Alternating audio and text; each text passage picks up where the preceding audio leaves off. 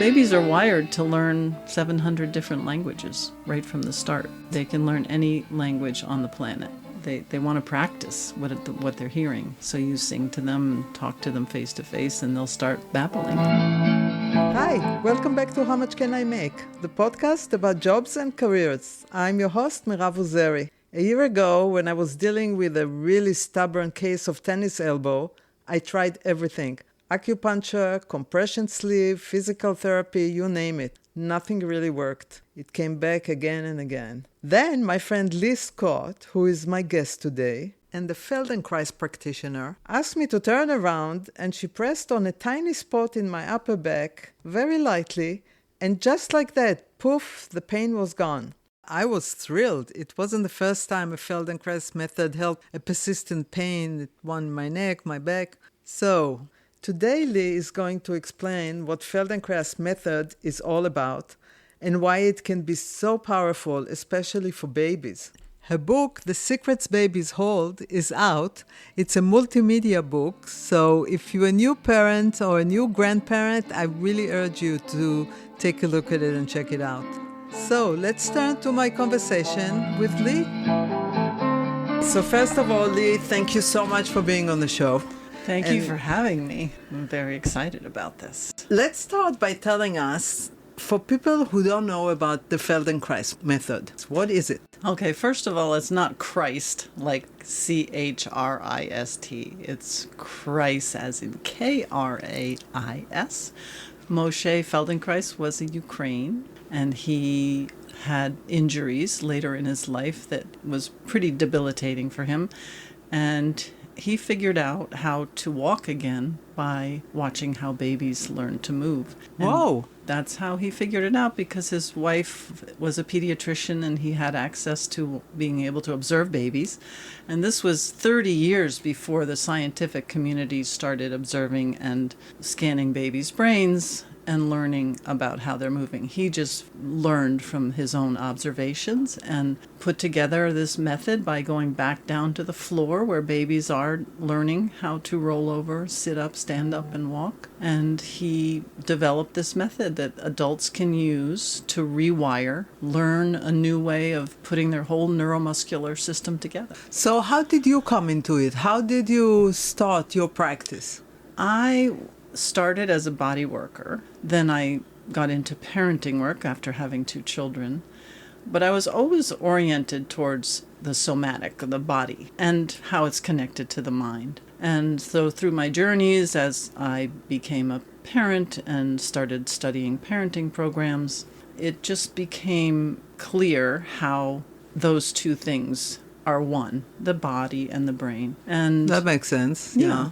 So I was drawn to practices that led me more to that. Actually had my own physical injuries and limitations pretty bad. I couldn't use my hands. I had chronic neck pain. I had chronic hip pain. I found a Feldenkrais teacher and started doing lessons and felt very different right away. So I decided to take the Feldenkrais training. And how long is the training? It's long. It's 4 years. Wow. And expensive. 4 years going in and out wherever the training is for long weekends and a couple of weeks during the year. So that's some trainings you can do all at once in some places. But it's pretty extensive, and I was able to do it after my children left for college, so I had the time.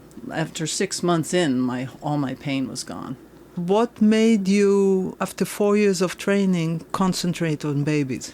It started because I was also studying the parenting, all kinds of parenting programs, and I found a man's work named Dan Siegel. He's pretty well known. He's written 1 million books, but his research on babies and attachment, what happens in the first year with the relationship between a baby and their caregiver, he had done extensive research, and he was a social neuroscientist and a psychotherapist. And I started reading his books and taking some of his workshops, and I'd met him a couple times. I was blown away by his work because at the same time I had done the Feldenkrais training, and he was explaining the science behind what the Feldenkrais method is, which had just not happened yet. It was just starting to happen, and that was 20 years ago, 25 years ago. And so it's very new that we started studying babies and how they move because we could scan their brains finally. We just didn't know these things before we had brain scans to see what's actually happening in their brains. And learning by observing them in every stage of development, but really observing them. And the Feldenkrais was about movement and how a baby learns through movement. So tell me the work that you do with the babies. You also Yes. wrote a great book that has an amazing gimmick and sends people to videos that Yeah. you already have Yes. that demonstrate what you're talking about. And guess whose idea that was? You, Mirav. My nephews, it wasn't me, but it's brilliant. I came to you to ask advice, and you said you need to write a book. And because you showed me that there's such a thing as QR codes, that it's called a multimedia book. But it made sense when you said that, and so I wrote it. It's a compilation of my whole life's work in this one little book, packed with great secrets that babies hold. So tell me about the work you do with the babies. So I started with being a postpartum doula, so I had the opportunity. So after I studied all this parenting work and the attachment research and did the Feldenkrais training and experienced in my own body how you can relearn by going to your sensory nervous system and paying attention to movement, you can shift neural patterns. Then holding babies for 4 hours at a time, whether they were awake or asleep, I was able to observe them from that perspective. And I was just blown away by who they are and what they're doing. And that made me want to go study further the child space method, which is an offshoot of the Feldenkrais method focused just on babies and parents and how to help parents observe their babies from this perspective. So what kind of things do you teach the babies? So now... But do you teach the parents or you teach the babies? Teach both. I work a little bit with the baby and evaluate them and with the parent there. Then I show the parents how to work with them because a baby changes and learns so much in every minute of every day that a parent who's with them all the time can have quite an effect on them with the right kinds of information and types of touch and ways of interacting. So I evaluate, say a baby has discomfort in their neck from birth. 1 in 4 babies has torticollis, which is a kink in the neck where their head is tilted to one way and turned to the other. I just show parents, I'll evaluate by touching because that can manifest in many different ways in the rest of their body. So we'll start with their pelvis or their chest and their whole rib cage and maybe one shoulder, and just showing the different types of touch that help to release that baby's habitual pattern there and help him find an easier way to move a different way. And so by working with the pelvis and the rib cage can release a lot of neck tension, and it happens almost immediately, and the moms and dads can see it right in front of their eyes. They see the baby responding in a way that they look happy. So these are just small touches, light touches. It's nothing really... Very gentle and not in the mainstream methods of PT and OT. They're trained on how to work with a baby from the outside in. And the Feldenkrais and the child space method is the brain-body approach is more about how a baby learns from the inside out. And the fascinating thing is it's all about our sensory nervous system. That is also just newly being studied, but there's millions of neurons in our body that detect sensations and go straight to our brain with a message, and then a brain comes back with a response, a movement, or whatever it is that neuron told them to do. It's just fascinating. So there's the vestibular nervous system, which is about balance, so how a baby feels themselves in space, whether they're up, whether they're down, that sense of balance. Then there's interoception, where they have we all do, have bodily sensations about what's happening inside our bodies, and that does relate to emotions as well. Emotions manifest in a physiological way, and that's what we're feeling in the inside, from the inside out. And then there's proprioceptive, which are millions of neurons inside that are detecting where your limbs are in space. And a baby has to learn all that through touch and contact with the floor. So we do a lot of tapping like you do when you're burping a baby, but tapping a limb like an arm, and especially if they're not using it. And this is something that parents can notice when they're on babies on the change table. They can notice if they're looking in one direction more than the other, or they're using one arm more than another. And so the tapping and the squeezing, like a hug with your palms, squeezing and holding the limb all the way down, that helps a baby really map that arm. Wow. This is where my arm is in space out there. What is the most common issue that parents would call you about with the babies? Pretty much any kind of delay. I've had a couple with babies who are only scooting, never learned to crawl. They're scooting along on their butt and instead of crawling. Babies who never rolled. I had one baby that had a pretty traumatic birth, and his mom had trauma afterwards. So he was quite delayed, and he had not had much time on the floor at all. But he was 8 months old, and he could only sit up rigidly with his legs straight out in front of him. He had no idea how to roll, and babies learn that within the first few months, usually. They begin to learn, at least. He didn't know how to come up to sitting or get down to sitting. He didn't know how to crawl. And his pediatrician said, oh, let it go till 9 months and then we'll see what he needs for intervention.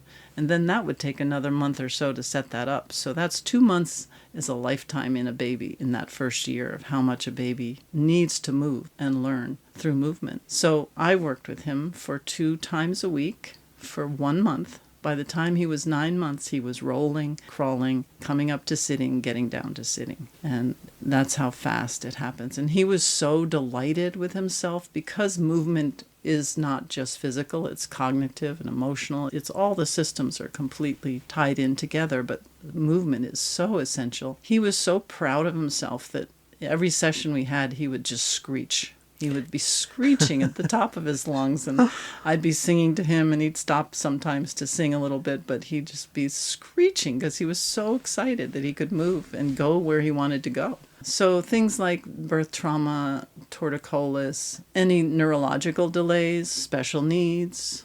Is it possible to push it too much? Because parents didn't really do it over the years, and babies came out eventually, most cases, okay. Yes, it is definitely. And nowadays, there's so much out there. If you're on the algorithm for a new parent and babies, you're bombarded with information, and you got to do this with your baby, and they got to do that, and this is how you do it. And you see them pushing their baby through things, and that is absolutely will turn a baby right off and make it much harder for them to learn organically. But with the Feldenkrais method, is it possible to push a baby too much? No, the whole point of it is to meet the baby where they are and notice what they can do, not what they can't do. And parents are so anxious about something going to be wrong with their baby, and so they're terrified. What's the biggest mistake that parents do with their babies?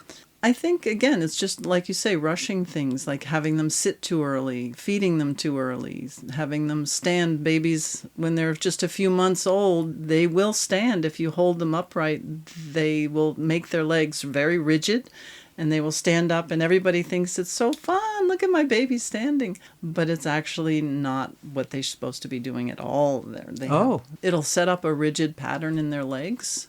And when they need their legs to be very flexible and move to be able to roll and crawl and come to sitting and then come to standing. But that's way later. So parents start that very early. And I always say, no, give it a little more time. You can't start way up here and then expect a baby to put it all together. They need all that organization happens by lots of rolling, lots of crawling, lots of coming up and down, lots of falling. So babies have to crawl and roll before they walk. They have to, right? Absolutely. The brain is amazing. It will find a way to walk. So babies who have never crawled will find a way to walk. It just might not be a smooth organization. That's where the opportunity for new learning for adults comes back in, where you can go back to the floor and relearn many different ways of moving, because it's pretty complex. Is your job physical? No, it's pretty gentle. I am on the floor a lot, but some people work on a low table as well.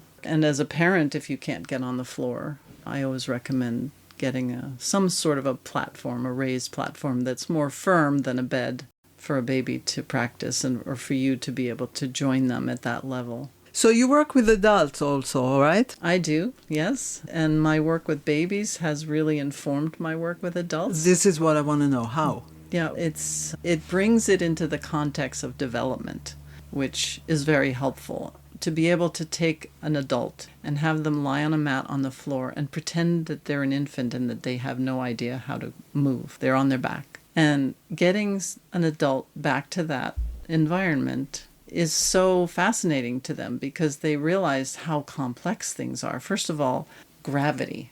When you're in the womb and you come out, you felt some gravity in the womb, but not a whole lot. When you come out, there's this massive force pressing you down. Right. And you have to learn what that is and how to work with it. You have to learn how to resist gravity and how to yield to gravity. And then you have to learn about weight shifting.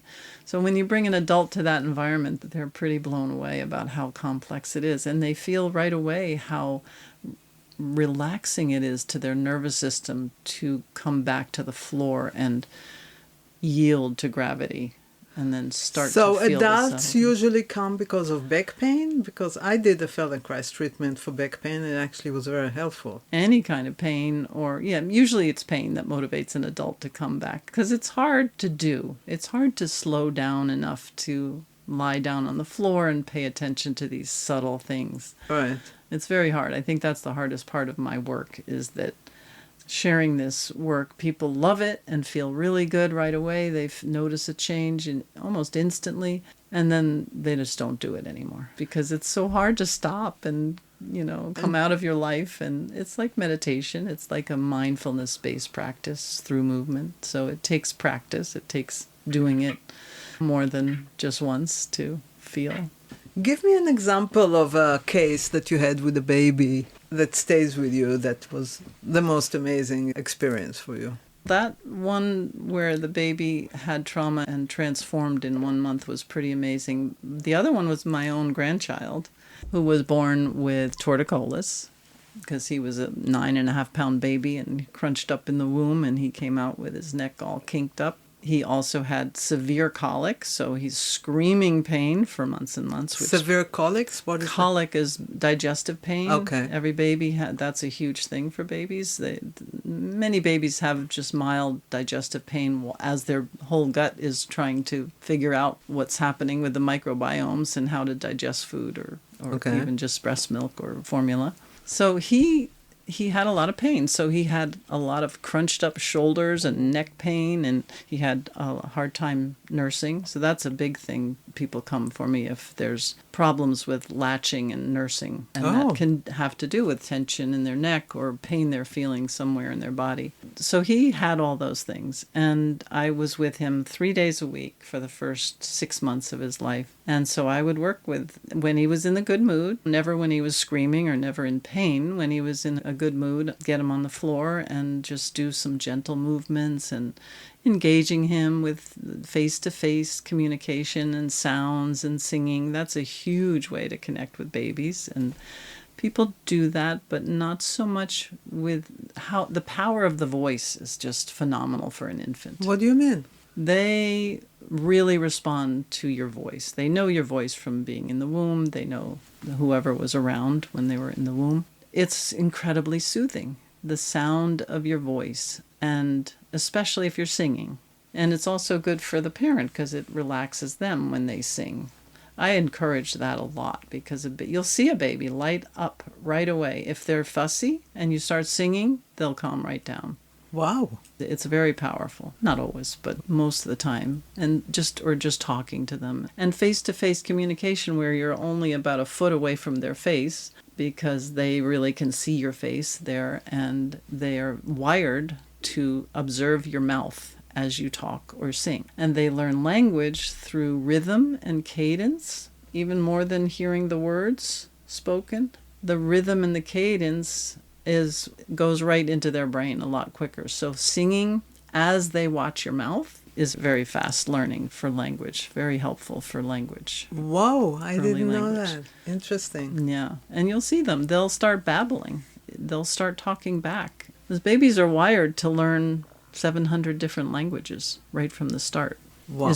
They can learn any language on the planet. They want to practice what they're hearing. So you sing to them and talk to them face to face, and they'll start babbling. And you have a conversation. You let them talk, say whatever sound, you can repeat that. You might miss what they're going to come back with if you talk back at them too quickly. So you wait and you'll see a whole back and forth conversation. Oh my God, right there's away. so much to know about the development of babies. So much, yeah. How much can a practitioner of Feldenkrais can make? You come to a session. How much can you charge per session? It's pretty much typically bodywork type of fees, so from 100 To 200. 200, 250 if you're doing a house call. Could be more. But you can also offer packages, especially if there's special needs or delay that you know needs regular work, aside from what you're teaching the parents to do every day. So maybe twice a week, and you might have a package for a few months that they pay up front. Is the biggest challenge the fact that the parents don't do it alone when you are not there? What's the biggest challenge of your profession? Some parents are way more engaged than others. Again, their busy lives. But most people, I hear this all the time when I talk about this work and I show them things with their baby. They always say, that makes so much sense. It does, yeah. Yeah, I hear that a million times. So it's about the senses, so it does make sense. It's about the sensory nervous system. And so my book is about how a parent can benefit from that. So the book actually teaches parents how to help the baby roll, how to fix the thing with the neck. Does it really teaches them how to do that? Not in a way that a professional would be trained. No, it's much more extensive, years and years of study. But I invite parents to really join their baby's sensory world. I like to compare it to walking down a road versus driving a car down a road. If you're in a car driving down a road at 60 miles an hour with the windows closed, what you're going to notice on the side of the road is maybe a sign here, a tree here, this or that there. But if you walk down that same road, you're going to hear birds singing, you're going to smell the air, so many more sensations are going to happen. And then if you crawl down that same road, you're going to see a whole bug colony, you're going to feel that your knees are on a hard surface. The slowing down opens up your world and you notice more. That's where I try to bring you with the book, so that you can join your baby and learn through your own sensory nervous system how to regulate your own body, because that's what your baby needs most, so you don't have to worry as much about doing things right or wrong. What your baby needs most from you is for you to take care of yourself. There's a lot of information about babies on the internet. What do you wish parents will stop doing? Worrying. If your baby happens to have some sort of delay, parents are so afraid their babies are not going to be, quote, normal. They're all so different. And yet out there are just so much bombardment from milestones that you got to reach. The baby's got to be doing this at this 3 months. They got to be doing this. 6 months, they got to be doing this. And it's different for every baby. And all the judgment out there, the judgment about sleep, whether you're sleep training or not sleep training, or sleeping with your baby or not sleeping, or judgment about everything. And I get a lot of not a lot. Most my comments are pretty positive, exciting, and interested. But then there's a few that are like, what are you doing touching these babies? Leave them alone. My kids never needed any of this. And they learned how to roll over, sit up, and crawl. So I just feel like there's just so much judgment out there. Do you feel like there was a change in the last 10, 15 years in the attitude? Yes, I feel more anxiety than anything. That parents have always been anxious about being a good enough parent, but way more now, because parents of the millennial generation and now Generation Z don't have the elders around, the tribe around that give them feedback about little things. And so they rely on the internet.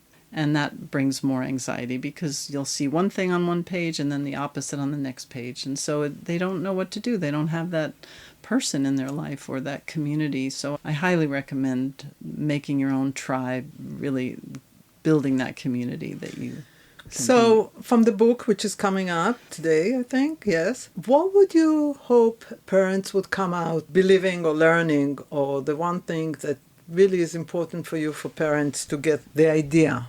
I think asking yourself pretty much every day, what do I need? What do I need as a parent? As a parent, which is counterintuitive. It's the whole oxygen mask thing. You're supposed to put the oxygen mask on yourself first, but it's counterintuitive. You want to put it on your baby, so you can get so lost in the caretaking of your baby that you forget about your own needs. If the oxygen mask is on them and not you, your baby might breathe for a minute, but then if you're not breathing, how are you going to care for that infant? And that's what they need from you, is for you to put self-care and self-reflection first. So before we go, do you think the science of babies or the Feldenkrais is growing? How do you see the future? Absolutely. I'm getting a lot of professionals approaching me to do trainings to how to work with babies. And that could be chiropractors, could be craniosacral people, it could be occupational therapists, physical therapists, in parents, even a parent or somebody who wants to work with babies. And I'm going to develop a training program for that. Oh, excellent. I'm starting it already. So we have something to look forward to. Yes, it is, I think, a growing field. I think it has been hard because it's such an unknown, not mainstream type of work, but it is going there. It is absolutely going to be the future. So I think it's a good time to get into it if you are interested in working with babies. Okay, before we go, I want to give a little plug to your book.